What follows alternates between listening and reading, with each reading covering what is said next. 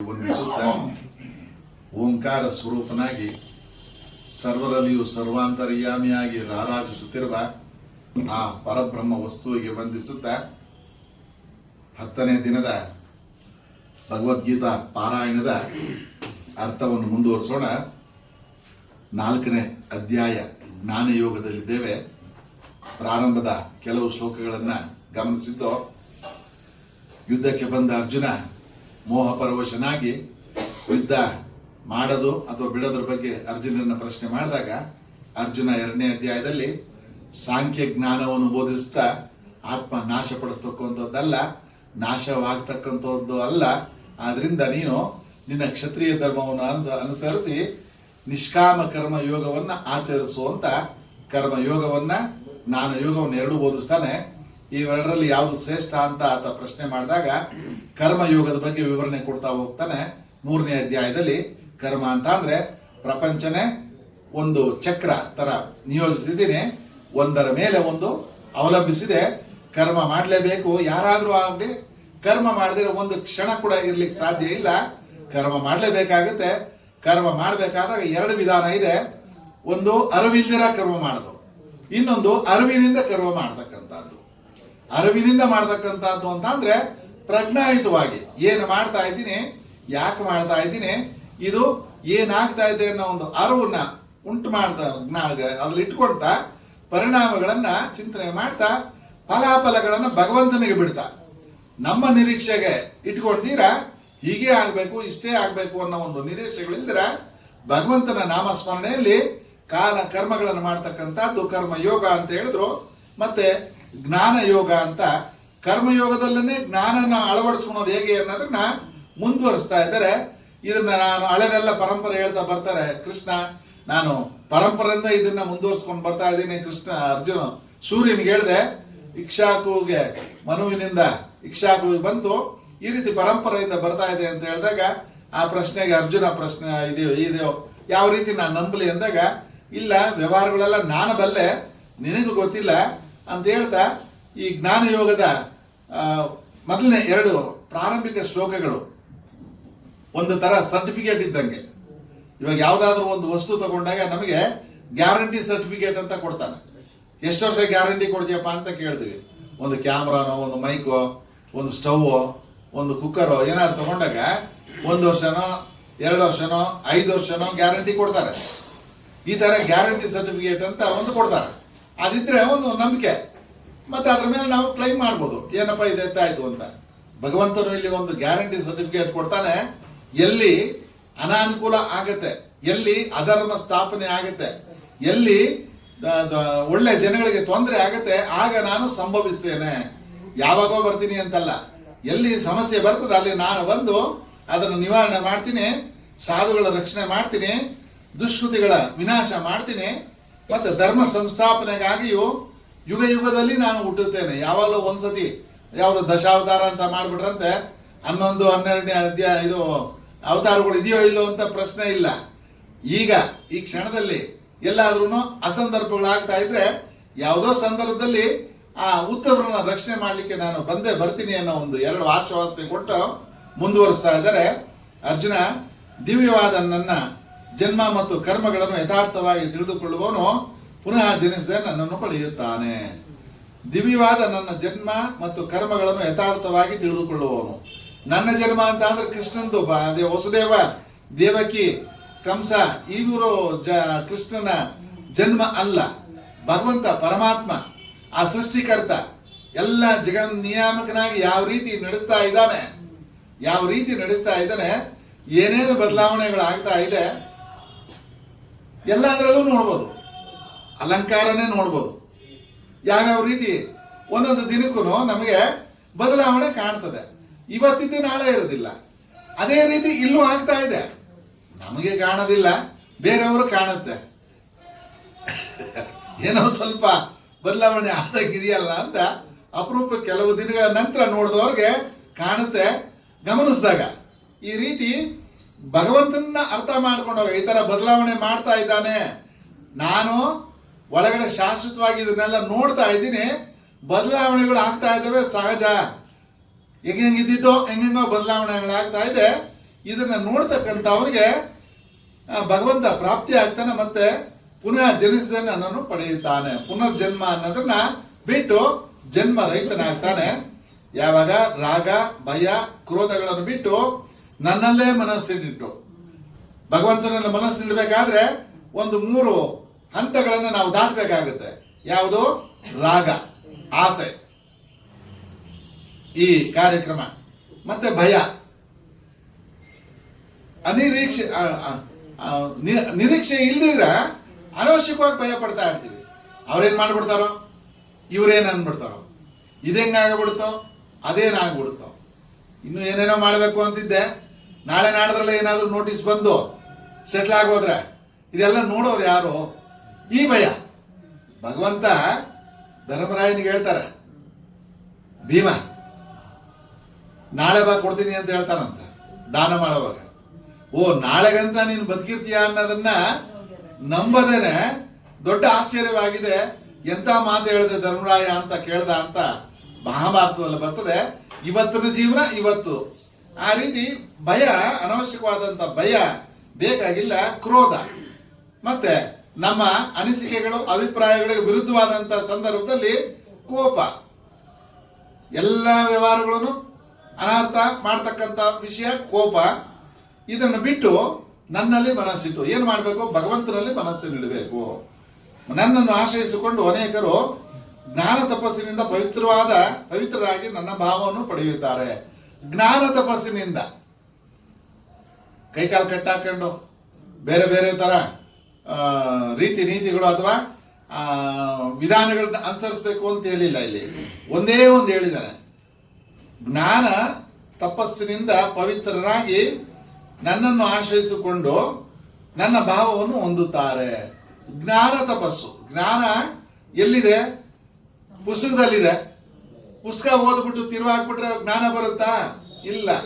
ಅರ್ಥ ಮಾಡ್ಕೊಳ್ಬೇಕು. ಈಗ ಈ ಒಂದು ಶ್ರವಣ ಕಾರ್ಯಕ್ರಮ ಏನಕ್ಕೆ ಮಾಡಿದ್ದಾರೆ? ಭಗವದ್ಗೀತಾ 18 ಅಧ್ಯಾಯದ ಶ್ರವಣ ಭಗವಂತ ನಮಗೆ ಅವಕಾಶ ಕೊಟ್ಟಿರೋದೇ ದೊಡ್ಡ ಭಾಗ್ಯ ಅಂತ ನಾವಾದ್ರೂ ಭಾವಿಸ್ಬೇಕಾಗುತ್ತೆ. ನಮ್ಮ ತಾಪತ್ರಯಗಳು ತಕ್ಷಣಕ್ಕೆ ಮುಗಿಯುವಂಥದ್ದಲ್ಲ, ಮುಗಿಯದ ಕತೆ. ಅದರಲ್ಲೂ 10 ದಿನಗಳ ಕಾಲ ಈ ಶ್ರವಣ ಮಾಡಲಿಕ್ಕೆ ನನಗೆ ಅವಕಾಶ ಕೊಟ್ಟಿದ್ದಾನೆ.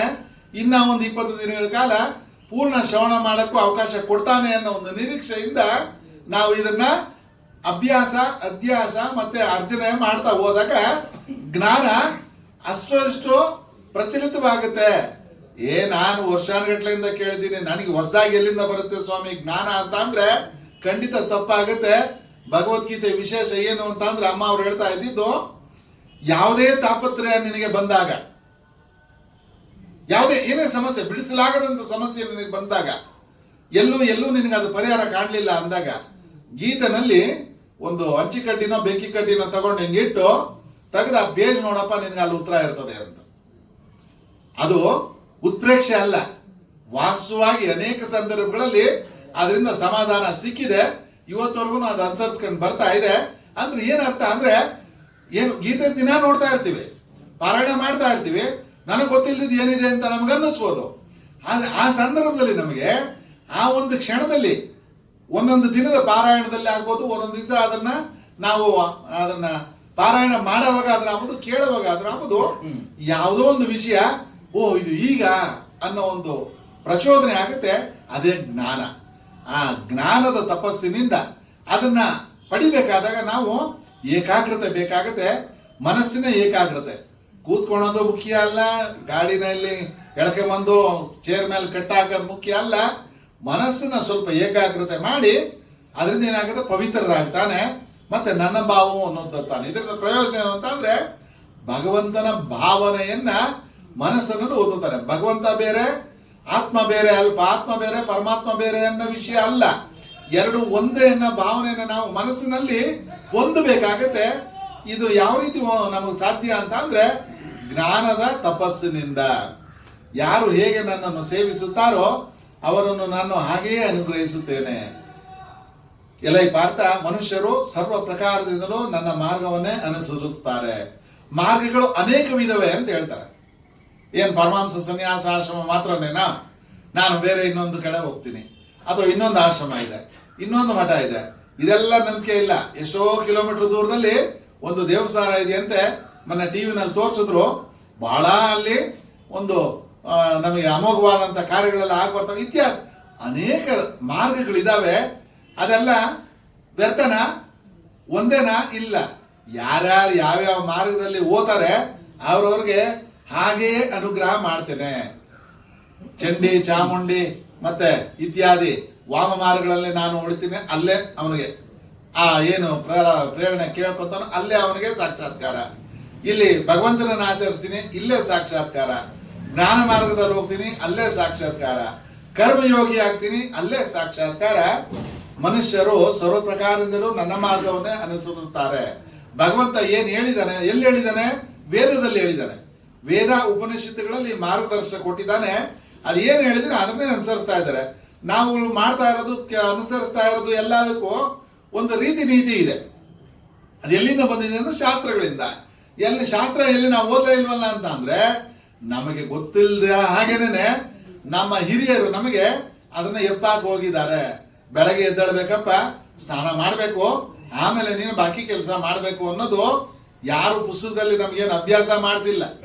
ಮಗುಗೆ ತಾಯಿ ಹುಟ್ಟಿದಾಗೇನೆ ಹೇಳ್ಕೊಡ್ತಾಳೆ. ಮತ್ತೆ ಎಲ್ಲ ಇದೇ ರೀತಿ ಪ್ರತಿಯೊಂದು ಅಭ್ಯಾಸನೂ ಪುಸ್ತಕದಲ್ಲೇ ನಾವು ಕಲಿಬೇಕಾಗಿಲ್ಲ.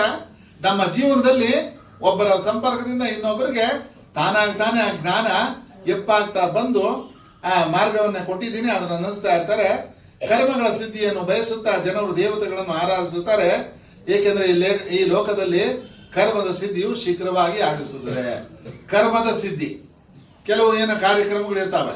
ನಮಗೆ ಸಿದ್ಧಿ ಆಗಬೇಕು, ಮಕ್ಕಳಾಗಬೇಕು, ಮದುವೆ ಆಗಬೇಕು, ಬಹಳ ದಿವಸದಿಂದ ಕೆಲಸ ಇದ್ದಾನೆ ಮಗ, ಅವನಿಗೆ ಕೆಲಸ ಬೇಕು, ಇತ್ಯಾದಿ ಇತ್ಯಾದಿ ಕರ್ಮಗಳು ಬೇಕಾದಾಗ ಅದಕ್ಕೆ ಸಿದ್ಧಿ ಕೊಡ್ಲಿಕ್ಕೆ ಕೆಲವು ಮಾರ್ಗಗಳನ್ನು ಸೂಚಿಸಿದ್ದೇನೆ.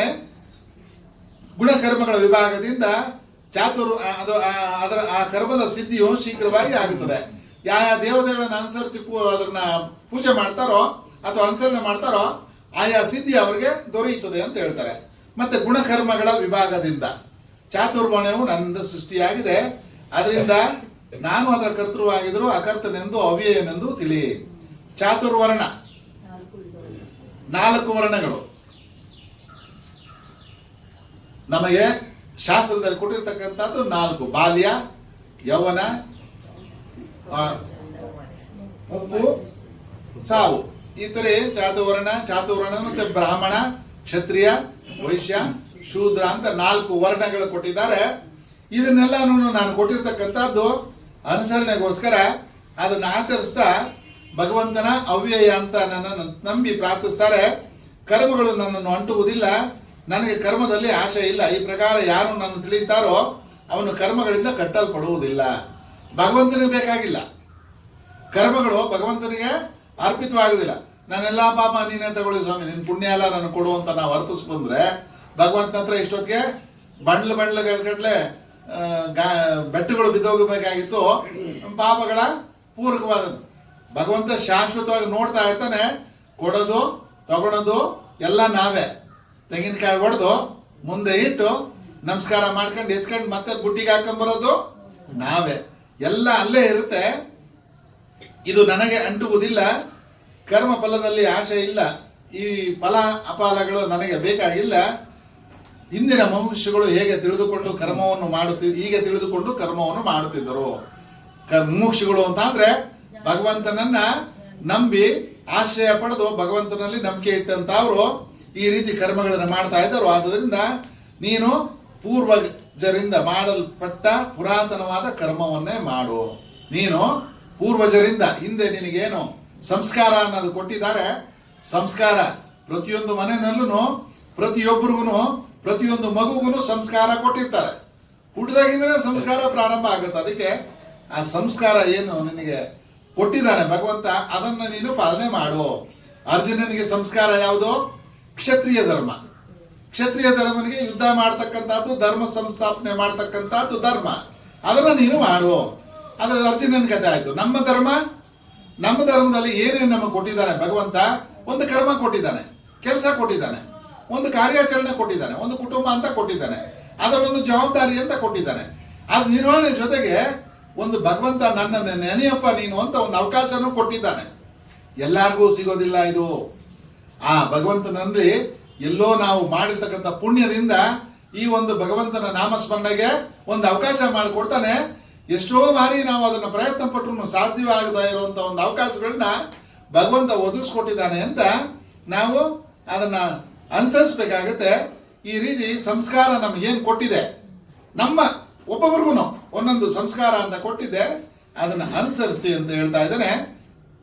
ಕರ್ಮವೆಂದರೇನು ಅಕರ್ಮವೆಂದರೇನು ಎಂಬ ವಿಷಯದಲ್ಲಿ ಕವಿಗಳು ಕೂಡ ಭ್ರಾಂತರಾಗಿರೋರು ಯಾವುದನ್ನು ತಿಳಿದುಕೊಂಡ್ರೆ ಸಂಸಾರ ಬಂಧನದಿಂದ ಮುಕ್ತನಾಗವೆಯೋ ಆ ಕರ್ಮ ರಹಸ್ಯವನ್ನು ನೀವು ಹೇಳುತ್ತೇನೆ. ಕರ್ಮದಲ್ಲಿ ಯಾವ ಕರ್ಮ ಮಾಡಬೇಕು, ಯಾವ ಕರ್ಮ ಮಾಡಬಾರ್ದು. ಭಗವದ್ಗೀತೆ ಓದಿದ ಕೂಡಲೇ ಸಂಸಾರ ಎಲ್ಲ ಬಿಟ್ಬಿಟ್ಟು ಸನ್ಯಾಸಿಯಾಗಿ ಹೊರಟುಬಿಡು ಅನ್ನೋದು ಸೂಕ್ತವಾದಂತ ಕರ್ಮನ ಒಂದು ಪ್ರಶ್ನೆ ಬರ್ತದೆ. ಅಲ್ಲ, ಅದಲ್ಲ. ಕರ್ಮ ಅಂದ್ರೇನು ಅಕರ್ಮ ಅಂದ್ರೇನು ಅನ್ನೋದ್ರಲ್ಲಿ ದೊಡ್ಡ ದೊಡ್ಡ ಜ್ಞಾನಿಗಳನ್ನೇ ಅದನ್ನು ಯೋಚನೆ ಮಾಡತಕ್ಕಂಥ ಪರಿಸ್ಥಿತಿ ಇದೆ. ಅದ್ರ ಬಗ್ಗೆ ನಿನಗೆ ನಿಖರವಾಗಿ ನಾನು ಹೇಳ್ತೀನಿ. ಕರ್ಮ ಅಂದ್ರೆ ಏನು ಅಕರ್ಮ ಅಂದ್ರೆ ಏನು ಅನ್ನೋದನ್ನ ಕೇಳು ಅಂತ ಲೆಕ್ಕಾಚಾರವಾಗಿ ಹೇಳ್ತಾ ಹೋಗ್ತಾ ಇದ್ರೆ ಗಮನ ಇಟ್ಟು ಕೇಳಿದ್ರೆ ನಮಗೂ ಅದರಲ್ಲಿ ಸೂಕ್ತವಾದಂಥ ಮಾರ್ಗದರ್ಶನ ಸಿಗುತ್ತೆ. ಶಾಸ್ತ್ರವಿಹಿತ ಕರ್ಮದಲ್ಲಿ, ನಿಷಿದ್ಧ ಕರ್ಮದಲ್ಲಿ ಮತ್ತು ಅಕರ್ಮದಲ್ಲಿ ತಿಳಿದುಕೊಳ್ಳುವ ವಿಷಯಗಳು ಇವೆ. 3 ಕರ್ಮಗಳು ಹೇಳ್ತಾ ಇದ್ದಾರಲ್ಲಿ. ಶಾಸ್ತ್ರವಿಹಿತ ಕರ್ಮ, ಶಾಸ್ತ್ರದಲ್ಲಿ ಹೇಳ್ತಾ ಇರತಕ್ಕಂಥ ಕರ್ಮಗಳು ಕೆಲವು. ನಿಷಿದ್ಧ ಕರ್ಮ, ಮಾಡಬಾರ್ದಂತ ಕರ್ಮಗಳು. ಮತ್ತೆ ಅಕರ್ಮ, ಮತ್ತೆ ಮಾಡಬಾರ್ದ ಯಾವ್ದು ಕರ್ಮ ಮಾಡಕ್ ಸಾಧ್ಯ ಇಲ್ಲ ಅದು. ಇವುಗಳಲ್ಲಿ ವಿಷಯಗಳು ತಿಳ್ಕೊಳ್ಳುವಂಥದ್ದು. ಯಾಕೆಂದ್ರೆ ಕರ್ಮಗತಿಯು ಕಷ್ಟಕರವಾಗಿದೆ. ಮಾಡಬಾರ್ದು ಯಾವುದು, ಅದನ್ನ ಮಾಡಲೇ ಅದನ್ನ ಗಮನಿಸಲೇ ಇರತಕ್ಕಂಥ ಅಂಶಗಳು ಯಾವ್ಯಾವು, ಈ ವಿಷಯದಲ್ಲಿ ಬೇರೆ ಬೇರೆ ರೀತಿ ನೀತಿಗಳಿವೆ. ಏಕೆಂದ್ರೆ ಕರ್ಮಗತಿಯು ಕಷ್ಟಕರವಾಗಿದೆ. ಯಾವುದು ಕರ್ಮ ಒಳ್ಳೇದು ಅನ್ನೋದನ್ನ ತಿಳಿದುಕೊಳ್ಳೋದು ಸ್ವಲ್ಪ ಕಷ್ಟ ಇದೆ. ಕರ್ಮದಲ್ಲಿ ಅಕರ್ಮವನ್ನು, ಅಕರ್ಮದಲ್ಲಿ ಕರ್ಮವನ್ನು ನೋಡುವವನು ಮನುಷ್ಯರಲ್ಲಿ ಬುದ್ಧಿವಂತನು. ಕರ್ಮದಲ್ಲಿ ಅಕರ್ಮವನ್ನು ಕೆಲಸ ಮಾಡ್ತಾ ಇದ್ದೀನಿ, ಇದರಲ್ಲಿ ಒಳ್ಳೇದು ಇದು ಕೆಟ್ಟದ್ದು ಅನ್ನೋದನ್ನ ಭೇದ ಭಾವ ಮಾಡ್ದಿರ ಆ ಕರ್ಮಗಳನ್ನು ನಮ್ಮ ಕರ್ತವ್ಯ ಅಂತ ಮಾಡ್ತಾ ಅದರಲ್ಲಿ ಅಕರ್ಮ ಎಲ್ಲ ಒಂದೇ. ಭಗವಂತನ ಅಕರ್ಮ ಅಂತ ಅಂದ್ರೆ ಕೆಲಸ ಮಾಡ್ತಾ ಇದ್ದೀನಿ, ಆ ಫಲಾಫಲಗಳು ಭಗವಂತನಿಗೆ ಬಿಟ್ಟಿದ್ದು ಅನ್ನೋ ರೀತಿಯಲ್ಲಿ ಅಕರ್ಮದಲ್ಲಿ ಕರ್ಮವನ್ನು, ಸುಮ್ಮನೆ ಕೂತ್ಕೊಳ್ಳೋದು ಮಾತ್ರ ಕರ್ಮ ಅಲ್ಲ, ಅದರಲ್ಲಿ ಕರ್ಮವನ್ನು ನಮ್ಮ ಕೆಲಸಗಳನ್ನು ಏನು ಕೊಟ್ಟಿದ್ದಾನೆ ಭಗವಂತ ಅದನ್ನು ನಿರ್ವಹಣೆ ಮಾಡ್ತಕ್ಕಂಥ ಅವನು ಬುದ್ಧಿವಂತ, ಅವನೇ ಯೋಗಿಯು ಮತ್ತು ಎಲ್ಲಾ ಕರ್ಮವನ್ನು ಮಾಡಿದವನು, ಅವನು ಯೋಗಿ ಅಂತ ಹೇಳ್ತಾನೆ. ಯಾವನ ಕರ್ಮಗಳೆಲ್ಲ ಕಾಮ ಸಂಕಲ್ಪಗಳಿಂದ ವರ್ಜಿತವಾಗಿರುವವೋ ಮತ್ತು ಜ್ಞಾನಾಗ್ನಿಯಿಂದ ಆ ಕರ್ಮಗಳು ಸುಟ್ಟು ಹೋಗಿರುವವೋ ಅವನನ್ನು ಜ್ಞಾನಿಗಳು ಪಂಡಿತರೆಂದು ಕರೆಯುತ್ತಾರೆ. ಆ ಹಿಂದಿನ ಶ್ಲೋಕಕ್ಕೆ ಸ್ವಲ್ಪ ವಿವರಣೆಯಲ್ಲಿ ಕೊಡ್ತಾರೆ. ಏನು ಅಂತ ಅಂದ್ರೆ ಕರ್ಮಗಳಲ್ಲಿ ಏನಿರಬೇಕು, ಕಾಮ ಸಂಕಲ್ಪಗಳಿಂದ ವರ್ಜಿತವಾಗಿರಬೇಕು. ಕಾಮ ಸಂಕಲ್ಪ ಅಂತ ಅಂದ್ರೆ ವೈಯಕ್ತಿಕವಾದಂತ ಆಸೆಗಳು, ಲಾಭಗಳು, ನಿರೀಕ್ಷೆಗಳು ವರ್ಜಿತವಾಗಿರಬೇಕು, ಬಿಟ್ಟಿರಬೇಕು. ನಿರೀಕ್ಷಿತ ಫಲಗಳನ್ನ ಇಟ್ಟು ಕರ್ಮ ಮಾಡತಕ್ಕಂಥದ್ದಲ್ಲ. ಜ್ಞಾನಾಗ್ನಿಯಿಂದ ಕರ್ಮಗಳು ಸುಟ್ಟು ಹೋಗಿರುವವು. ಜ್ಞಾನಾಗ್ನಿಯಿಂದ, ಜ್ಞಾನದ ಅಗ್ನಿ, ಅಗ್ನಿ ಅಂತ ಅಂದ್ರೆ ಬೆಂಕಿ. ಯಾವ ಬೆಂಕಿ? ಬೆಂಕಿ ಕಡ್ಡಿ ತಗೊಂಡು ಗೀಸೋದಲ್ಲ, ಕುಳ್ಳೆ ತರಗು ಹಾಕಿ ಹಚ್ಚಿ ಸುಟ್ಟಾಕುವಂಥದ್ದಲ್ಲ. ಜ್ಞಾನದ ಅಗ್ನಿ. ಜ್ಞಾನ ಅಂತ ಅಂದ್ರೆ ತಿಳುವಳಿಕೆ. ತಿಳುವಳಿಕೆ ಅಂತ ಅಂದ್ರೆ ಏನು? ಒಳ್ಳೇದು ಯಾವುದು, ಕೆಟ್ಟದ್ದು ಯಾವುದು ಅನ್ನೋದು. ಯಾರು ಹೇಳ್ತಾರೆ ಅದನ್ನ? ಶಾಸ್ತ್ರ ಹೇಳುತ್ತೆ, ಅಥವಾ ಶಾಸ್ತ್ರ ತಿಳಿದಿರೋರು ಹೇಳ್ತಾ ಇರ್ತಾರೆ. ಇವೆರಡು ಸಂದರ್ಭಗಳಲ್ಲಿ ಮನೆಯನ್ನ ನಮ್ಗೆ ಅವಕಾಶ ಇತ್ತು ಅಂತ ಅಂದ್ರೆ ಶಾಸ್ತ್ರಗಳನ್ನ ಗ್ರಹಿಸಿ ಅದನ್ನ ಗ್ರಹಣ ಮಾಡಿ ತಿಳ್ಕೊಂಬೋದಾಗಿರ್ತದೆ. ಇಲ್ಲ ಶಾಸ್ತ್ರಗಳು ಹೇಳುವಂತ ಸಂದರ್ಭಗಳಲ್ಲಿ 4 ವಾಕ್ಯಗಳನ್ನ ಕೇಳುವಂತ ಅವಕಾಶನಾದ್ರೂ ಮಾಡ್ಕೊಂಡು ನಾವು ಆ ಶಾಸ್ತ್ರನ ಗ್ರಹಿಸಬಹುದಾಗಿರ್ತದೆ. ಈ ಇಂಥ ಜ್ಞಾನ ಅಗ್ನಿಯಿಂದ ಸುಟ್ಟು ಕರ್ಮಗಳನ್ನು ಮಾಡ್ತಕ್ಕಂಥ ಇರುವನು ಅವನು ಜ್ಞಾನಿಗಳು ಪಂಡಿತ ಅಂತ ಕರೀತಾರೆ. ಇದನ್ನೆಲ್ಲ ತಿಳ್ಕೊಂಡು ಮಾಡ್ತಕ್ಕಂಥ ವ್ಯಕ್ತಿಗೆ ಪಂಡಿತ. ಪಂಡ ಅಂತ ಅಂದ್ರೆ ಬುದ್ಧಿವಂತ ಅಂತ, ಚಾಂಪಿಯನ್ ಅಂತಾರೆ, ಕಿಲಾಡಿ ಅಂತಾರೆ. ಏನಂತ ಅಂದ್ರೆ ಅವನು ಬುದ್ಧಿವಂತ ಅಂತ, ಅವನಿಗೆ ಪಂಡ ಅಂತಾರೆ. ಪಂಡಿತ ಅಂತ ಅಂದ್ರೆ ಎಲ್ಲಾ ವಿಷಯಗಳನ್ನು ತಿಳ್ಕೊಂಡಿರ್ತಕ್ಕಂಥ ಅವನು. ಕರ್ಮದಲ್ಲಿ ಆಸಕ್ತಿ ಬಿಟ್ಟವನು ನಿತ್ಯ ತೃಪ್ತನು, ನಿರಾಶ್ರಯನು ಆಗಿ ಕರ್ಮ ಫಲದಲ್ಲಿ ಪ್ರವೃತ್ತನಾಗಿದ್ದರೂ ಅವನು ಕರ್ಮ ಮಾಡದವನು. ಕರ್ಮ ಫಲದಲ್ಲಿ ಆಸಕ್ತಿ ಬಿಟ್ಟವನು ನಿತ್ಯ ತೃಪ್ತನು, ನಿರಾಶ್ರಯನು ಆಗಿ ಕರ್ಮ ಫಲದಲ್ಲಿ ಪ್ರವೃತ್ತನಾಗಿದ್ದರು. ಕರ್ಮದಲ್ಲಿ ಪ್ರವೃತ್ತನಾಗಿರ್ತಾನೆ, ಕೆಲಸದಲ್ಲಿ ಪ್ರವೃತ್ತನಾಗಿರ್ತಾನೆ. ಯಾವ ರೀತಿ ಪ್ರವೃತ್ತನಾಗಿರ್ತಾನೆ? ಕರ್ಮ ಫಲದಲ್ಲಿ ಆಸಕ್ತಿಯನ್ನು ಬಿಟ್ಟಿರ್ತಾನೆ. ನಿತ್ಯನು ತೃಪ್ತನಾಗಿರ್ತಾನೆ. ಏನು ಬಂತು ಅದಕ್ಕೆ ಲಾಭ, ಏನು ಬರುತ್ತೋ ನಮಗೆ ಒಳ್ಳೆಯದೇ ಬರ್ಬೋದು, ಕೆಟ್ಟದ್ದೇ ಬರ್ಬೋದು, ನಮಗೆ ಮನಸ್ಸಿಗೆ ಇಷ್ಟ ಆಗದ ಇರೋದು ಬರ್ಬೋದು, ಅದರಲ್ಲಿ ತೃಪ್ತಿ. ಇದು ಭಗವಂತ ಕೊಟ್ಟಿದ್ದಂತ ಆಶೀರ್ವಾದ ಅಂತ. ನಿರಾಶ್ರಯನು ಮತ್ತೆ ಇಂಥವ್ರು ಯಾರು ಇಂಥವ್ರ ಮೇಲೆ ನಂಬ್ಕೊಂಡು ವ್ಯವಹಾರ ಮಾಡ್ತಕ್ಕಂಥ ಕಾರ್ಯಕ್ರಮ ಇಲ್ಲ. ಅದರಲ್ಲಿ ಕರ್ಮದಲ್ಲಿ ಪ್ರವೃತ್ತನಾಗಿರ್ತಾನೆ, ಕರ್ಮ ಮಾಡ್ತಾ ಇರ್ತಾನೆ. ನಮ್ಮ ಕರ್ಮದಲ್ಲೂ ಕೂಡ ಈ ರೀತಿ ಮನೋಭಾವ ಬೆಳೆಸ್ಕೊಂಡಾಗ ಅದು ಕರ್ಮ ಮಾಡ್ತಕ್ಕಂಥ ರೀತಿಗಳಾಗ್ತವೆ ಅಂತ ಕರ್ಮದ ವಿವರಣೆಯನ್ನು ಕೊಡ್ತಾ ಇದ್ದಾರೆ. ಆಶೆ ಇಲ್ಲದವನು, ಯಥಚಿತ್ತಾತ್ಮನು, ಸಮಸ್ತ ಪರಿಗ್ರಹ ಬಿಟ್ಟವನು, ಕೇವಲ ಶರೀರ ರಕ್ಷಣೆಗೆ ಬೇಕಾದ ಕರ್ಮಗಳನ್ನು ಮಾಡುತ್ತಿದ್ದವನು ಏನು ಮಾಡಿದ್ರು ಯಾವ ಪಾಪವನ್ನು ಮಾಡುವುದಂತಾಗುವುದಿಲ್ಲ. ಕೆಲಸ ಮಾಡ್ತೀನಿ ಅಂತ ಇರೋನು ಒಬ್ಬ ಮಗ ಅಥವಾ ಒಬ್ಬ ಮಗಳು ಕಟ್ಟಿಸ್ತಾ ಓದ್ತಾ ಇರ್ತಾನೆ. ಅಪಾರ್ಟ್ಮೆಂಟ್ಗಳು, ಬಿಲ್ಡಿಂಗ್ಗಳು ಕೊನೆಗೆ ಎಲ್ಲಿಗೆ ಮುಟ್ಟುತ್ತೆ ಅದನ್ನ ಕೇಳೋರು ಯಾರು? ಅವರಿಬ್ರು ಎಲ್ಲ ಮದುವೆ ಆಗಿ ಫಾರಿನ್ಗೆ ಹೋಗಿ ಸೆಟ್ಲ್ ಆಗಿ ಅದ್ ಕಡೆ ಜೀವನ ಹೋದ್ರು. ಇವತ್ತು ನಿಮಗೆ ಆಶ್ಚರ್ಯ ಆಗ್ಬೋದು, ಬೆಂಗಳೂರಲ್ಲಿ ಅನೇಕ ಆಸ್ತಿಗಳಿಗೆ ಬೀಗ ತೆಗಿಯೋರು ಇಲ್ದಿರ ಖಾಲಿ ಬಿದ್ದು ಉಳಿತಾ ಇದ್ದಾವೆ. ಸಾಕಷ್ಟು ಪ್ರಾಪರ್ಟಿಗಳು ಇದಾವೆ. ಯಾವ್ದು ಉದ್ದೇಶ? ಗೊತ್ತು ಗುರಿ ಇಲ್ದಿರ ಮಾಡಿದಂತ ಕರ್ಮಗಳ ಫಲ. ಗೊತ್ತು ಗುರಿ ಇಲ್ದಿರ ಮಾಡಿದಂತ ಯಾಕೆ ಎಷ್ಟು ಬೇಕು ಅನ್ನೋದು ಬೇಕಲ್ವಾ? ಊಟ ಬೇಕಪ್ಪ,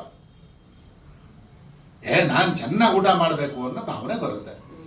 ಚೆನ್ನಾಗಿ ಊಟ ಅಂತ ಅಂದ್ರೆ ಸ್ವಲ್ಪ ಹೆಚ್ಚಾಗ ತುಂಬ್ಕೋ, ಇಲ್ಲ 2 ಬಾಕ್ಸ್ ತಗೋ. ತಿನ್ನಕ್ಕಾಗದು ಒಂದೇ, ಓಲಿ ಇನ್ನ ಸ್ವಲ್ಪ ಹೆಚ್ಚಾಗಿದ್ದು 2, 10 ಏನಕ್ಕೆ, 20 ಏನಕ್ಕೆ? ಅನೇಕ ಸಂದರ್ಭಗಳು ಕೆಲವರು ಮಾಡ್ತಕ್ಕಂಥ ಕಾರ್ಯಗಳನ್ನು ನೋಡಿದಾಗ ಅವಶ್ಯಕತೆ ಯಾಕೆ ಭಗವಂತ ಕೊಟ್ಟಿದ್ದಾನೆ, ಅದಕ್ಕೂ ಭಗವಂತ ಹೆಸರು ಹೇಳೋದು, ಅದಕ್ಕೂ ಭಗವಂತ ಹೇಳಿ ಅನವಶ್ಯಕವಾಗಿ ಆಸೆ ಇಲ್ಲದವನು, ಯಥಚಿತ್ತಾತ್ಮನು, ಸಮಸ್ತ ಪರಿಗ್ರಹವನ್ನು ಬಿಟ್ಟವನು, ಕೇವಲ ಶರೀರ ರಕ್ಷಣೆಗಾಗಿ ಬೇಕಾದ ಕರ್ಮಗಳನ್ನು ಮಾಡುವವನು. ಎಷ್ಟು ಬೇಕೋ ಅಷ್ಟಕ್ಕೆ ಮಾತ್ರ ಕರ್ಮಗಳನ್ನು ಮಾಡ್ತಾ ಆಶೆಯನ್ನ ಬಿಟ್ಟು ಯಥಚಿತ್ತಾತ್ಮನು ಏನು ಬರುತ್ತೋ ಅದರಲ್ಲಿ ಮನಸ್ಸನ್ನಿಟ್ಟು ಕೆಲಸ ಮಾಡ್ತಕ್ಕಂಥವನು, ಸಮಸ್ತ ಪರಿಗ್ರಹಗಳನ್ನು ಬಿಟ್ಟವನು. ಕರ್ಮಗಳನ್ನು ಮಾಡ್ತಿದ್ದರು, ಏನು ಮಾಡಿದ್ರು ಯಾವ ಪಾಪವನ್ನು ಮಾಡಿದಂತಾಗುವುದಿಲ್ಲ. ಯಾವುದೇ ಕರ್ಮ ಮಾಡ್ತಾ ಇರಲಿ, ಅದು ಒಳ್ಳೆದು ಅದು ಕೆಟ್ಟದ್ದು ಅನ್ನೋ ಪ್ರಶ್ನೆ ಬರೋದಿಲ್ಲ. ಹುಲಿಗೆ ಜೀವನ ಮಾಡಬೇಕಾದ್ರೆ, ಹುಲಿ ಬೆಕ್ಕು ಇವಕ್ಕೆಲ್ಲ ಜೀವನ ಮಾಡಬೇಕಾದಾಗ ಏನು ಅದಕ್ಕೆ ಮಾರ್ಗ? ಇನ್ನೊಂದು ಪ್ರಾಣಿನ ಸಾಯಿಸಲೇಬೇಕು, ಅದರ ಧರ್ಮ, ವೃತ್ತಿ ಧರ್ಮ. ಈ ಹುಲಿಗೆ ಎಷ್ಟು ಪಾಪ ಬರ್ತದೆ ಅಂತ ನಾವು ಲೆಕ್ಕ ಹಾಕಿದ್ರೆ ಇಲ್ಲ, ಅದಕ್ಕೆ ಆ ಕರ್ಮ ಬರೋದು ಇಲ್ಲ. ಅದೇ ಅರ್ಥದಲ್ಲಿ ಯಾವ ಕರ್ಮವನ್ನು ಮಾಡಿದರೂ ಪಾಪ ಮಾಡದಂತ ಆಗುವುದಿಲ್ಲ. ಈ ರೀತಿ ಭಗವಂತನ ನಂಬಿಕೆ ಇಟ್ಟು ನನ್ನ ಕರ್ತವ್ಯ ಕರ್ಮ ಅಂತ ಮಾಡಿದಾಗ, ಹಂಗಾದ್ರೆ ಮಾಡಬಾರದೆಲ್ಲ ಮಾಡ್ಬಿಟ್ಟು ಭಗವಂತನ ಕೃಪೆ ಅಂತ ಹೇಳ್ಬಿಟ್ರೆ ಆಗೋಗುತ್ತಾ? ಅಲ್ಲ, ನನಗೆ ಭಗವಂತನ ಪ್ರೇರಣೆಯಿಂದ ಆ ಪರಿಸ್ಥಿತಿನಲ್ಲಿ ಬಂದಂತ ಕರ್ಮವನ್ನ ಭಗವಂತನ ಮೇಲೆ ಭಾರ ಹಾಕಿ ಮಾಡಿದಾಗ ಯಾವ ಪಾಪ ಹೊಂಟುವುದಿಲ್ಲ. ದೊರೆತದ್ದರಲ್ಲಿ ತೃಪ್ತಿ ಉಳ್ಳವನು, ದ್ವಂದ್ವಾತೀತನು, ಮಾತ್ಸರ್ಯವಿಲ್ಲದವನು. ಇವೆಲ್ಲ ಬಹಳ ಶ್ರೇಷ್ಠವಾದಂತ ವಾಕ್ಯಗಳು. ದೊರೆತದ್ದರಲ್ಲಿ ತೃಪ್ತಿ, ದುರಾಸೆ ಬೇಡ, ಅತಿಯಾಸೆ ಬೇಡ, ಕೊರಗಾಟ ಬೇಡ. ಭಗವಂತ ಏನ್ ಕೊಟ್ಟಿದ್ದಾನೋ ಅದರಲ್ಲಿ ತೃಪ್ತಿಯನ್ನು ಪಡು. ದ್ವಂದ್ವಾತೀತನು, ಅತ್ ಕಡೆ ಇತ್ ಕಡೆ ನೋಡ್ತಾ ಅವ್ರು ಹಂಗಿದ್ದಾರೆ, ಇಲ್ಲಿ ಹಿಂಗಿದೆ, ನಂದು ಹಿಂಗೆ, ಇದು ಬೇಡ, ಅವ್ರು ಚೆನ್ನಾಗಿದ್ದಾರೆ, ನನಗೆ ಮಾತ್ರ ಕಾಲು ನೋವು. ಆಸ್ತಿಗಳು ಮಾತ್ರ ಅಲ್ಲ, ಯಾವ್ದಾವ್ದಕ್ಕೂ ಮನಸ್ಸು ಲೆಕ್ಕ ಆಗ್ತಾ ಈ ದ್ವಂದ್ವಗಳಲ್ಲಿ ತೊಡಗಿಸ್ಕೊಂಡು ಒತ್ತಡಕ್ಕೆ ಒಳಗಾಗುತ್ತೆ. ಮಾತ್ಸರ್ಯ ಪಡುವಂತ ಕಾರ್ಯಕ್ರಮ ಬೇಡ. ಲಾಭ ಮತ್ತೆ ಅಲಾಭಗಳಲ್ಲಿ ಸಮನಾಗಿರು, ಏನೇ ಬರಲಿ ಸಮವಾಗಿರು. ಕರ್ಮ ಮಾಡಿದ್ರು ಇವೆಲ್ಲ ಇಟ್ಕೊಂಡು ಕರ್ಮ ಮಾಡಿದ್ರೆ ಅವನಿಗೆ ಬಂಧನ ಅನ್ನೋದಿರೋದಿಲ್ಲ. ಕರ್ಮದ ವಿವರಣೆ ಕೊಡ್ತಾ ಹೋಗ್ತಾ ಇದ್ದಾನೆ, ಯಾವ ರೀತಿ ಕರ್ಮ ಮಾಡಬೇಕು ಅಂತ. ಆಸಕ್ತಿ ಇಲ್ಲದವನು, ಮುಕ್ತನು, ಜ್ಞಾನದಲ್ಲಿ ಸ್ಥಿರವಾದ ಮನಸ್ಸುಳ್ಳವನು ಮಾಡುವ ಯಜ್ಞರೂಪ ಕರ್ಮಗಳು ಕರ್ಮಗಳೇ ಅಲ್ಲ. ಇದೆಲ್ಲ ತಿಳ್ಕೊಂಡು ಮಾಡ್ತಕ್ಕಂಥ ವ್ಯಕ್ತಿ ಮಾಡ್ತಕ್ಕಂಥ ಕರ್ಮಗಳೇ ಅಲ್ಲ, ಕರ್ತವ್ಯಗಳಾಗ್ತವೆ. ಅದ್ರಲ್ಲಿ ಯಾವ ಪಾಪನೂ ಅಂಟದಿಲ್ಲ ಅವನಿಗೆ. ಮತ್ತೆ ಬಹಳ ಮುಖ್ಯವಾದಂತ ಒಂದು ಶ್ಲೋಕ, ಬ್ರಹ್ಮಾರ್ಪಣಂ ಬ್ರಹ್ಮಾಹಿ ಬ್ರಹ್ಮಾಗ್ನೋ ಬ್ರಹ್ಮನಾಹುತಂ ಅನ್ನೋ ಶ್ಲೋಕದಲ್ಲಿ ಅರ್ಥ, ಅರ್ಪಣವೂ ಬ್ರಹ್ಮ, ಎಲ್ಲಾ ಬ್ರಹ್ಮನಿಗೆ ಅರ್ಪಿತವಾಗ್ಲಿ. ಭೀಮನ ಭಕ್ತಿ ನೆನ್ಸ್ಕೊಬೇಕು, ಬೆಟ್ಟ ಎಲ್ಲ ಬ್ರಹ್ಮಾರ್ಪಣ ಕೃಷ್ಣಾರ್ಪಣ ವಸ್ತು.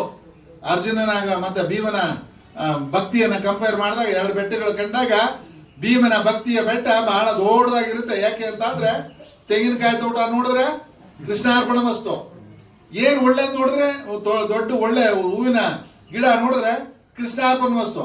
ಅರ್ಜುನ ಹುಡುಕೊಂಬಂದು 4 ದಾಸವಾಳ ಇಟ್ಬಿಟ್ಟು ಕೃಷ್ಣಾರ್ಪಣ ಮಸ್ತು ಅಂದಿದ್ದು ಅಷ್ಟು ಮಾತ್ರ ಶೇಖರಣೆ ಆಯ್ತು.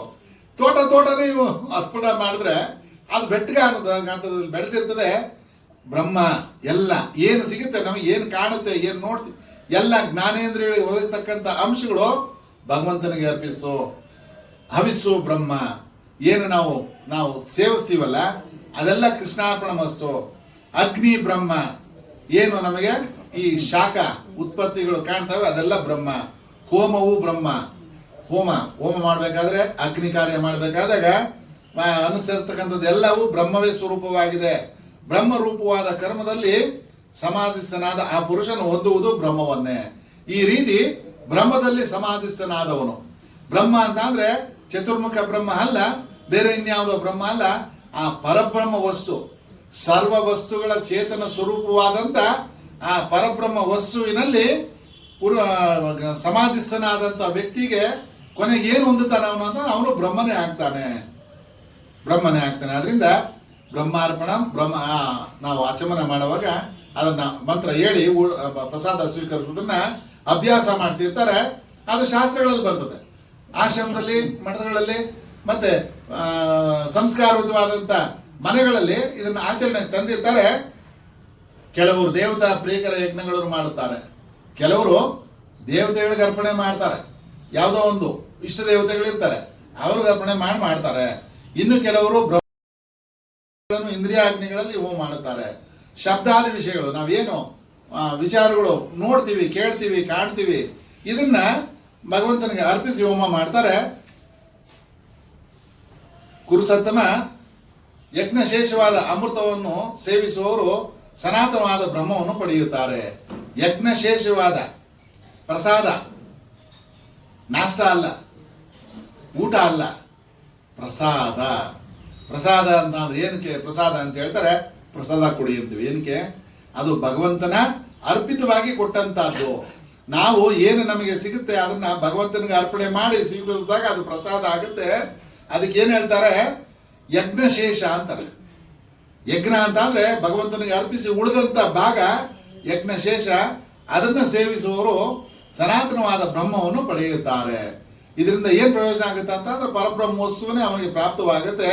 ಯಜ್ಞ ಮಾಡಿದವನಿಗೆ ಈ ಲೋಕವೇ ಇಲ್ಲದಿರುವಾಗ ಪರಲೋಕವು ಎಲ್ಲಿಂದ ಬರುವುದು? ಏನು ಮಾಡ್ದಿರ ವ್ಯವಹಾರಗಳು ಮಾಡ್ತಕ್ಕಂಥವನಿಗೆ ಇಲ್ಲೇ ತೃಪ್ತಿ ಇರೋದಿಲ್ಲ, ಇನ್ನು ಬೇರೆ ಲೋಕದಲ್ಲೆಲ್ಲೋ ತೃಪ್ತಿ ಸಿಗುತ್ತೆ ಅನ್ನೋ ಭಾವನೆ ಆದರೂ ಯಾಕೆ ಬೇಕು ಅಂತ ಹೇಳ್ತಾ ಇದ್ರೆ, ಹೀಗೆ ಅನೇಕ ವಿಧವಾದ ಯಜ್ಞಗಳು ವೇದದ ಆರಂಭದಲ್ಲಿ ವಿಸ್ತರಿಸಲ್ಪಟ್ಟಿವೆ. ಈ ರೀತಿ ಯಜ್ಞಗಳ ಬಗ್ಗೆ ಅನೇಕ ರೀತಿಯಾಗಿ ವಿವರಣೆಗಳು ವೇದದಲ್ಲಿ ಕೊಟ್ಟಿದೆ. ಇವುಗಳೆಲ್ಲವನ್ನು ಕರ್ಮದಿಂದ ಹುಟ್ಟಿದವೆಂದು ತಿಳಿದು ಮುಕ್ತನಾಗುತ್ತೀಯೆ. ವೇದಗಳಲ್ಲಿ ಕರ್ಮಕಾಂಡ, ಜ್ಞಾನಕಾಂಡ ಮತ್ತೆ ಉಪನಿಷತ್ತುಗಳ ಭಾಗ ಅಂತ ಇದ್ದಾವೆ. ಉಪನಿಷತ್ ಅಂತ ಅಂದ್ರೆ ಹತ್ತಿರದ ನಿಂತ್ಕೊಂಡು ಕೇಳ್ತಕ್ಕಂಥದ್ದು, ಅದು ಬಹಳ ಮುಖ್ಯವಾದಂತಹದ್ದು. ಕರ್ಮಕಾಂಡ ಇವಾಗ ಬೇರೆ ಬೇರೆ ನಮಗೆ ಇಷ್ಟಾರ್ಥಗಳಿರ್ತವೆ, ಆದ್ರೆ ಸಿದ್ಧಿಗಾಗಿ ಮಾಡ್ತಕ್ಕಂಥ ಕರ್ಮಕಾಂಡದ ಭಾಗಗಳಿರ್ತವೆ. ಅದನ್ನ ಆಚರಣೆ ಮಾಡ್ತಕ್ಕಂಥವ್ರು ಕೆಲವರು ಇರ್ತಾರೆ. ಪರಂತಪ ದ್ರವ್ಯ ಯಜ್ಞಕ್ಕಿಂತಲೂ ಜ್ಞಾನ ಯಜ್ಞವು ಶ್ರೇಷ್ಠವಾದದ್ದು. ದುಡ್ಡು ಕಾಸು ಕೊಟ್ಟು ಖರ್ಚು ಮಾಡಿ ವ್ಯವಹಾರ ಮಾಡೋ ಯಜ್ಞಕ್ಕಿಂತ ಜ್ಞಾನ ಯಜ್ಞವು ಶ್ರೇಷ್ಠವಾದದ್ದು. ತಿಳುವಳಿಕೆಯಿಂದ ಮಾಡ್ತಕ್ಕಂಥ ಯಜ್ಞ ಶ್ರೇಷ್ಠವಾದದ್ದು. ಎಲ್ಲ ಕರ್ಮಗಳಿಗೂ ಜ್ಞಾನವೇ ಪರಿಸಮಾಪ್ತಿ ಸ್ಥಾನ. ಎಲ್ಲ ಅದಕ್ಕಿಂತ ಜ್ಞಾನವೇ ಬಹಳ ಮುಖ್ಯವಾದಂತ ಸ್ಥಾನ ಅಂತ ಜ್ಞಾನಕ್ಕೆ ವಿವರಣೆ ಕೊಡ್ತಾ ಇದ್ದಾರೆ. ಈ ಜ್ಞಾನವನ್ನು ತತ್ವವೇತ್ತರಾದ ಜ್ಞಾನಿಗಳು ದೀರ್ಘ ನಮಸ್ಕಾರದಿಂದಲೂ ಬಹುವಿಧವಾದ ಪ್ರಶ್ನೆಗಳಿಂದಲೂ ಗುರು ಶುಶ್ರೂಷೆಯಿಂದಲೂ ನಿನಗೆ ಉಪದೇಶ ಮಾಡುವರು. ಇದು ಎಲ್ಲಿ ಸಿಗುತ್ತೆ ಅಂತ ಅಂದ್ರೆ ಹಿರಿಯರ ಹತ್ರ ಅವರಿಗೆ ಆಶ್ರಯ ಮಾಡಿ ಅವರನ್ನ ನೀನು ಕೇಳಿದಾಗ ನಿನಗೆ ಉಪದೇಶ ಮಾಡ್ತಾರೆ. ಪಾಂಡವ ಈ ಜ್ಞಾನವನ್ನು ಅರ್ಥಕೊಂಡರೆ ಮತ್ತೆ ಹೀಗೆ ಮೋಹವನ್ನು ಹೊಂದುವುದಿಲ್ಲ. ಒಬ್ಬನಿಗೆ ಒಂದ್ಸತಿ ಜ್ಞಾನ ಆದ್ಮೇಲೆ ಕೈ ಮುಟ್ಟಿ ಬೆಂಕಿನಲ್ಲಿ ಸುಟ್ಕೊಂಡ ಮೇಲೆ ಮಗು ಇನ್ನೊಂದ್ಸತಿ ಮುಟ್ಟುವಂತ ಅಂದ್ರೆ ಮುಡ್ತದ? ಇಲ್ಲಲ್ಲ. ಆ ರೀತಿ ಒಂದ್ಸತಿ ಜ್ಞಾನ ಪಡ್ಕೊಂಡಾದ್ಮೇಲೆ ನಾನು ಬ್ರಹ್ಮ ಸ್ವರೂಪದ ಆತ್ಮ ಸ್ವರೂಪನಾಗಿದ್ದೇನೆ, ನಾನು ಬೇರೆ ಈ ಪಂಚಭೌತಿಕ ದೇಹಗಳನ್ನು ಅಲ್ಲ ಅಂತದ್ದು ಅರ್ಥ ಆದ್ಮೇಲೆ ಅದು ಕರ್ರಗಿದೆ, ಇದು ಬೆಳ್ಳಗಿದೆ, ಇದು ಸೊಟ್ಟಿಗಿದೆ, ಇದು ಉದುರೋಗ್ತಾ ಇದೆ, ಇದು ಅಳ್ಳಾಡ್ತಾ ಇದೆ, ಇದಕ್ಕೆಲ್ಲ ಚಿಂತೆ ಮಾಡುವಂತ ಮನಸ್ಭಾವ ಇರೋದಿಲ್ಲ. ನಾನು ಆತ್ಮ ಸ್ವರೂಪಿ ಜ್ಞಾನಿ ಚೇತನ ಸ್ವರೂಪವಾಗಿ ನೋಡ್ತಾ ಇದ್ದೀನಿ. ನಾನು ಆ ಅಖಂಡ ಸ್ವರೂಪ ಅನ್ನೋದನ್ನ ಅರಿತಿರ್ತಾನೆ. ಆ ಜ್ಞಾನವನ್ನು ಅರಿತುಕೊಂಡ್ರೆ ಈಗ ಮತ್ತೆ ಮೋಹವನ್ನು ಹೊಂದುವುದಿಲ್ಲ. ಜ್ಞಾನದಿಂದ ಎಲ್ಲಾ ಪ್ರಾಣಿಗಳನ್ನು ಆತ್ಮನಲ್ಲಿಯೂ ಮತ್ತು ಆತ್ಮವನ್ನು ಪರಮಾತ್ಮನಾದ ನನ್ನೆಯಲ್ಲೂ ನೋಡುವೆ. ಇದು ಅರ್ಥ ಆದಾಗ ಪ್ರಪಂಚದಲ್ಲೇನೆ ಪರಮಾತ್ಮನನ್ನು ನೋಡೋಕೆ ಶುರು ಮಾಡ್ತೀಯ. ನನ್ನಲ್ಲಿ ಮಾತ್ರ, ನಮ್ಮೂರಲ್ಲಿ ಮಾತ್ರ, ನನ್ನ ಮನೆಯಲ್ಲಿ ಮಾತ್ರ, ನನ್ನ ಆಶ್ರಮ, ನನ್ನ ದೇವರಲ್ಲಿ ಮಾತ್ರ ನಾನು ಪರಮಾತ್ಮ ನೋಡ್ತೀನಿ ಅನ್ನೋದಲ್ಲ. ಸರ್ವಂ ಬ್ರಹ್ಮಮಯಂ ಅನ್ನೋ ಭಾವನೆ ಬರುತ್ತೆ. ಪಾಪಿಗಳಲ್ಲೆಲ್ಲ ಅತಿ ಪಾಪಿಯಾಗಿದ್ದರೂ ಜ್ಞಾನವೆಂಬ ನಾವೆಯಿಂದ ಆ ಸಮಸ್ತ ಪಾಪಗಳನ್ನು ದಾಟುವೆ. ಜ್ಞಾನವೆಂಬ ತಿಳುವಳಿಕೆ ಅನ್ನ ಬೋಟಲ್ಲಿ ಕೂತ್ಕೊಂಡಾಗ ಎಷ್ಟು ಪ್ರವಾಹ, ಎಷ್ಟು ನೀರಿದ್ರೂ ನಾವು ಆ ಪಾಪವನ್ನು ದಾಟಬಹುದು. ಎಲೆ ಅರ್ಜುನ, ಚೆನ್ನಾಗಿ ಪ್ರಜ್ವಲಿಸುತ್ತಿರುವ ಅಗ್ನಿಯು ಕಟ್ಟಿಗೆಗಳನ್ನು ಹೇಗೆ ಸುಟ್ಟು ಬೂದಿ ಮಾಡುತ್ತದೆ, ಹಾಗೆಯೇ ಜ್ಞಾನಾಗ್ನಿಯು ಕರ್ಮಗಳನ್ನೆಲ್ಲ ಸುಟ್ಟು ಬೂದಿ ಮಾಡುತ್ತದೆ. ಎಂತ ಒಂದು ಕಡ್ಡಿ ಆಗಿದ್ರು ಆಗ್ತಾನೆ ಕಡ್ಕೊಂಬಂದಿರೋ ಕಡ್ಡಿ ಆದ್ರೂ ಉರಿದಾರ ಬೆಂಕಿ ಒಳಗಡೆ ಹಾಕಿದ್ರೆ ಸ್ವಲ್ಪ ಹೊತ್ತು ಲೇಟ್ ಆಗ್ಬೋದು, ತದನಂತರ ಅದು ಭಸ್ಮ ಆಗೋ ರೀತಿಯಲ್ಲಿ ನಮ್ಮ ಕರ್ಮಗಳು, ನಾವು ಮಾಡತಕ್ಕಂಥ ಸಂದರ್ಭದಲ್ಲಿ ಆಗ್ತಕ್ಕಂಥ ಕರ್ಮಗಳು ಭಗವತ್ ಇಚ್ಛೆಯಿಂದ ಮಾಡಿದಂಥ ಕರ್ಮಗಳ ಮೂಲಕ ನಾವು ಕರ್ಮ ಮಾಡಿದಾಗ ಜ್ಞಾನಾಗ್ನಿಯಲ್ಲಿ ಕರ್ಮಗಳೆಲ್ಲ ಸುಟ್ಟು ಬೂದಿ ಆಗ್ತವೆ. ಈ ಲೋಕದಲ್ಲಿ ಜ್ಞಾನಕ್ಕೆ ಸರಿಸಮಾದ ಪವಿತ್ರ ವಸ್ತು ಯಾವುದೂ ಇಲ್ಲ. ಇದು ನಹಿ ಜ್ಞಾನೇನ ಸದೃಶಂ ಅನ್ನೋ ಪದ ಬೆಂಗಳೂರು ಯೂನಿವರ್ಸಿಟಿ ಅಂತಿದೆಯಲ್ಲ, ಬೆಂಗಳೂರು ವಿಶ್ವವಿದ್ಯಾನಿಲಯ ಅಂತಿದೆ, ಅದರಲ್ಲಿ ಕೊಡ್ತಕ್ಕಂಥ ಚಿಹ್ನೆ ಒಂದು ಮುದ್ರೆ ಇದೆ, ಅದರಲ್ಲಿ ಇದನ್ನ ಹಾಕಿದ್ದಾರೆ. ನಹಿ ಜ್ಞಾನೇನ ಸದೃಶಂ, ಜ್ಞಾನಕ್ಕಿಂತ ಪವಿತ್ರವಾದ ವಸ್ತು ಇನ್ನೊಂದಿಲ್ಲ. ಏಕೆಂದ್ರೆ ಯೂನಿವರ್ಸಿಟಿ ಅಂತ ಅಂದ್ರೆ ವಿಶ್ವವಿದ್ಯಾನಿಲಯ, ಅದರಿಂದ ಕೊಡ್ತಕ್ಕಂಥ ಜ್ಞಾನ ಏನಿದೆ, BSc BCom ಡಿಗ್ರಿಗಳು ಕೊಡ್ತಾರೆ, ಅದು ಮುಖ್ಯ ಅಲ್ಲ. ಅದರಲ್ಲಿ ನೀವು ತಿಳಿದಿರ್ತಕ್ಕಂಥ ಜ್ಞಾನ ಮುಖ್ಯ ಅನ್ನೋ ಅಂಶದಲ್ಲಿ ಅದನ್ನ ಲಾಂಛನವಾಗಿ ಕೊಟ್ಟಿದ್ದಾರೆ. ಅದೇ ಈ ಗೀತೆಯಿಂದ ತಗೊಂಡಿರ್ತಕ್ಕಂಥ ವಾಕ್ಯ ಅದು. ಈ ಲೋಕದಲ್ಲಿ ಜ್ಞಾನಕ್ಕೆ ಸರಿಸಮಾನ ಪವಿತ್ರ ವಸ್ತು ಯಾವುದು ಇಲ್ಲ. ಯೋಗ ಸಿದ್ಧಿಯನ್ನು ಪಡೆದವನು ಕಾಲಕ್ರಮದಲ್ಲಿ ಆ ಜ್ಞಾನವನ್ನು ಸ್ವಯಂ ಪಡೆದುಕೊಳ್ಳುತ್ತಾನೆ. ಯೋಗವನ್ನು ಪಡೆದಿರ್ತಕ್ಕಂಥವನು ಆ ಜ್ಞಾನ ಸಿದ್ಧಿಯನ್ನು ಪಡಿತಾನೆ ಅಂತ ಹೇಳ್ತಾರೆ. ಶ್ರದ್ಧಾವಂತನು, ತತ್ಪರನು, ಜಿತೇಂದ್ರನು ಆದವನು ಜ್ಞಾನವನ್ನು ಹೊಂದುತ್ತಾನೆ. ಜ್ಞಾನದಿಂದ ಅವನು ಶೀಘ್ರದಲ್ಲಿ ಪರಮ ಶಾಂತಿಯನ್ನು ಪಡೆಯುತ್ತಾನೆ.